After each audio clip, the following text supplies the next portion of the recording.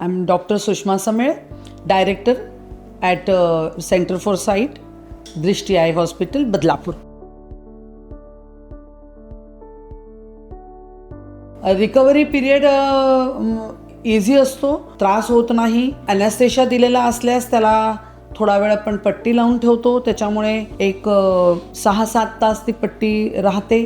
त्याच्यानंतर पट्टी काढल्यानंतर ड्रॉप सुरू करायला लागतात. टॉपिकल खाली लगेच इमिजिएटली ड्रॉप सुरू करतो आपण. सो रिकव्हरी पिरियड खूप कमी आहे याचा आणि अजिबात त्रास होत नाही पेशंटला. पेशंट 24 तासाची रेस्ट घेऊन त्यांच्या कामाला लागू शकतात. 5 दिवस पहिले जास्ती महत्त्वाचे असतात.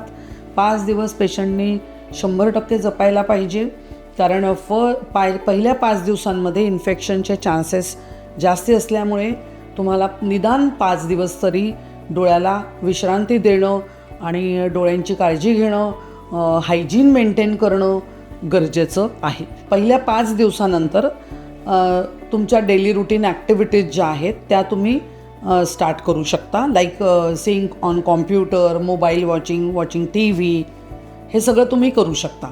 काही प्रॉब्लेम नाही त्याला. नवीन टेक्नॉलॉजीमध्ये इनफॅक्ट आपण इमिजिएटली नेक्स्ट डे देखील हे सगळं करू शकतो. लाईक फेमटोलेझर असेल किंवा फेको सर्जरीज असतील तर त्याच्यामध्ये रिकव्हरी पिरियड खूपच कमी असल्यामुळे नेक्स्ट डे देखील तुम्ही बऱ्यापैकी फ्री होऊ शकता आणि काम तुम्ही रुटीन ॲक्टिव्हिटीज तुमच्या करू शकता नेक्स्ट डे पासून. Follow Center for Sight and post your queries to get answers from the experts.